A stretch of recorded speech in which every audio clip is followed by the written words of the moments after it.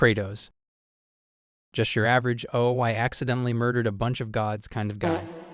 Kratos is the main character in the God of War series, and he's not just strong because he works out. No, Kratos is strong because he's literally the God of War. Born as a mortal, he made the rookie mistake of injuring Ares, the actual God of War. Ares, being Ares, gave Kratos the Blades of Chaos and a tiny little mission: destroy everything, including himself. So Kratos did what any reasonable guy would do. He killed his family in a blind rage and thought, well, that's a nice touch to my personal tragedy. Kratos eventually becomes the literal embodiment of revenge. He's got the whole I'm the god killer thing down, and he's been murdering gods, titans, and other mythological beings across multiple pantheons for years. So if you're wondering how he's one of the strongest gods in fiction, it's basically because he doesn't know how to not be strong. He challenges Ares to a fight, kills him, and takes his place as the new God of War. Then he's like, what now? And kills more gods. Zeus, Poseidon, Hermes, you name it.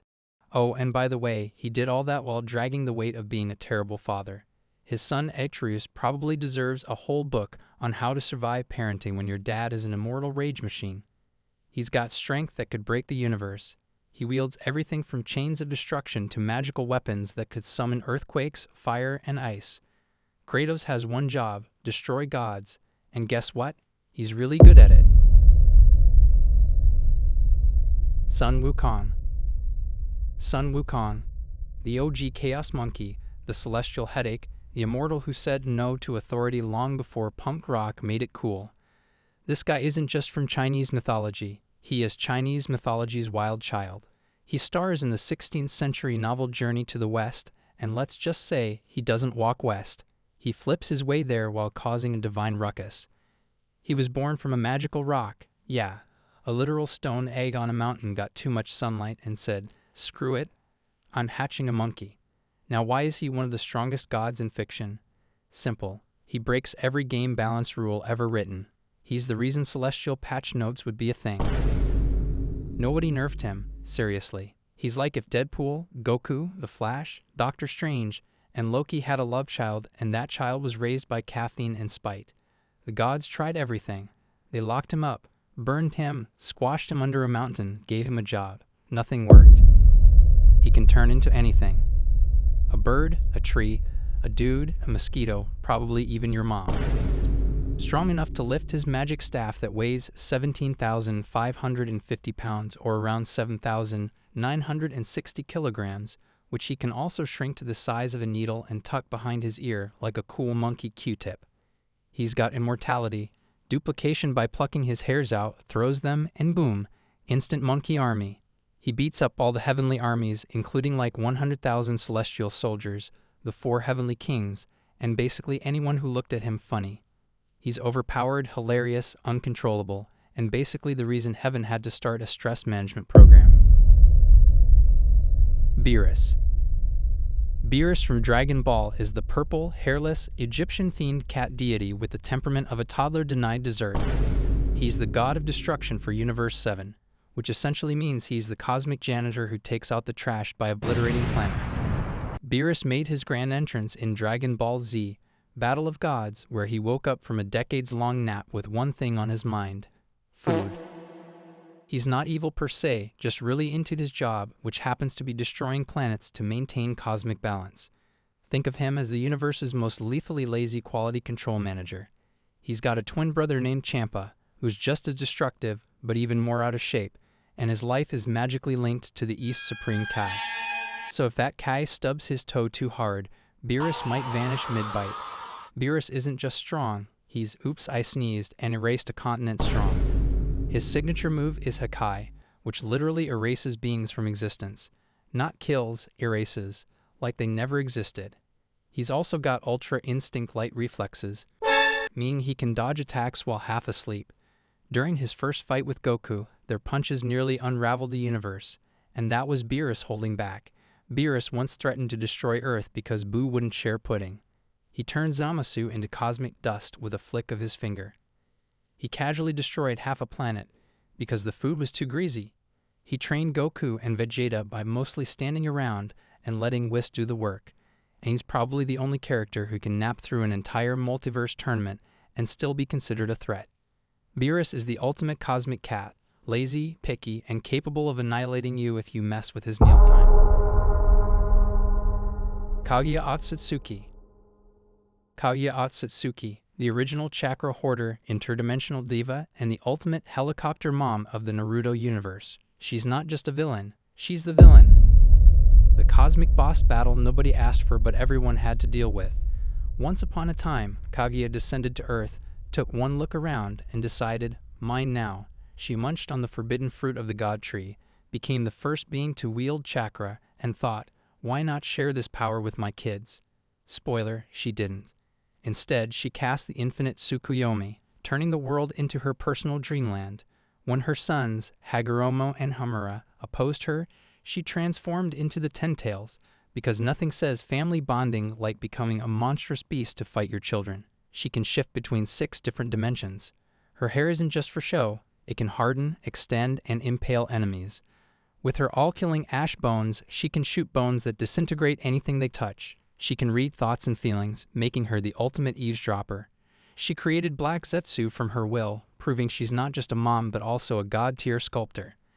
Kaguya isn't just powerful, she's a narrative game-changer.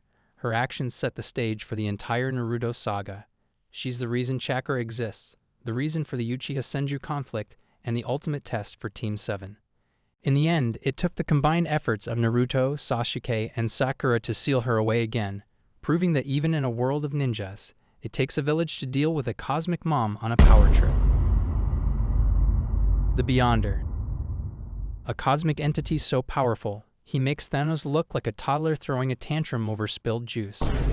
Originally introduced in Marvel's Secret Wars, the Beyonder hails from the Beyond Realm, a dimension so far removed from our own that it's basically the multiverse's attic, full of mysterious stuff and probably some old Christmas decorations. This being didn't just have power, he was power. At his peak, the Beyonder possessed energy millions of times greater than the entire multiverse combined.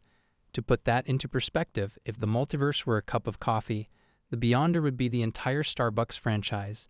He could warp reality, obliterate galaxies on a whim, and even make death take a holiday, literally. But with great power comes great confusion. The Beyonder, curious about human desire, decided to observe humanity by creating Battleworld, a patchwork planet where he pitted heroes and villains against each other like action figures in a child's sandbox. Imagine being so powerful that your version of Netflix is watching superheroes duke it out for your amusement. Not stopping there, he ventured to Earth in Secret Wars 2, attempting to understand human experiences by indulging in everything from joining the criminal underworld to trying his hand at superheroism. Spoiler alert, he wasn't great at either. When you're an infinite dimensional entity who treats the cosmos as your plaything, you're not just playing in the big leagues, you are the league. The Beyonder is the cosmic equivalent of that kid who brings a flamethrower to a water balloon fight, overpowered, misunderstood, and just looking to fit in. The Presence. The Presence is the DC Universe's ultimate cosmic boss, the omnipotent being who makes other gods look like they're playing with action figures. Think of him as the CEO of existence, with a resume that includes creating the universe, empowering angels, and occasionally taking divine coffee breaks.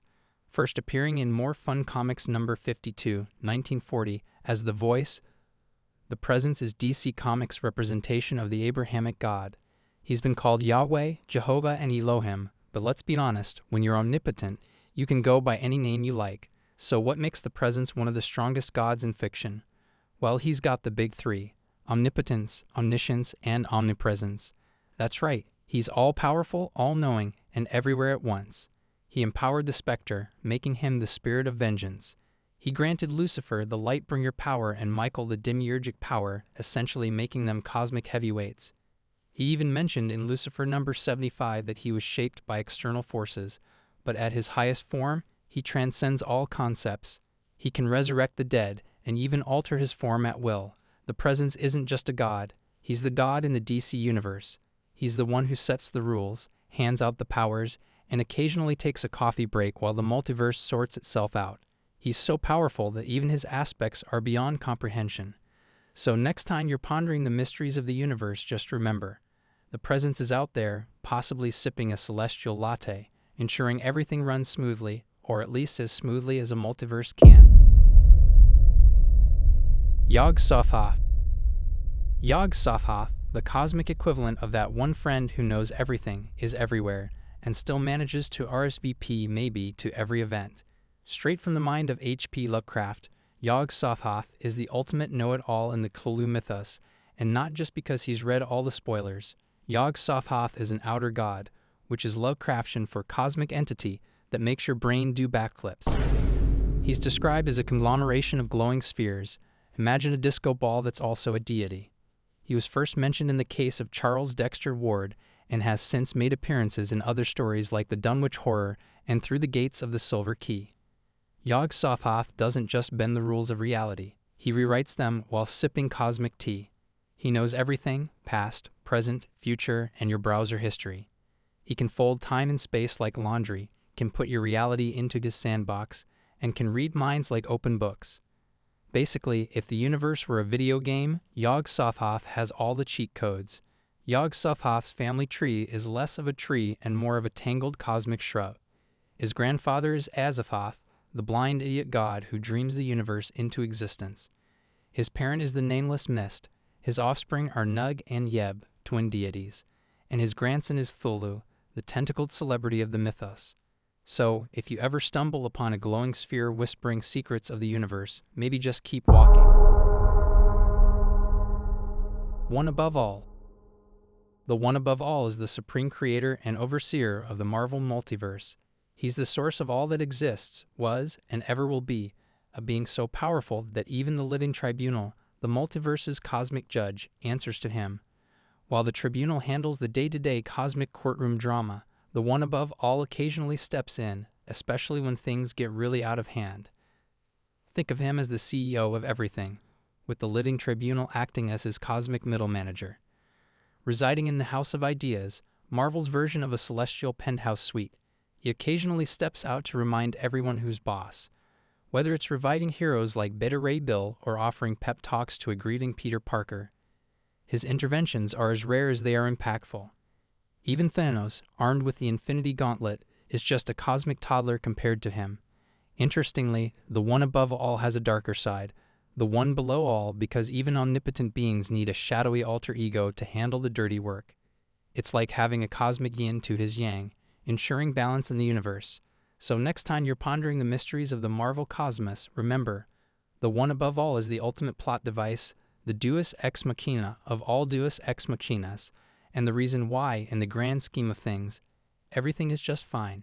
He's the top-tier, all-powerful being who ensures the Marvel multiverse doesn't spiral into chaos, unless he wants it to. Hey everyone, thank you all for watching until the end. I'll be back with more videos, so make sure to like and subscribe. If you have any suggestions for my next video, comment them down below.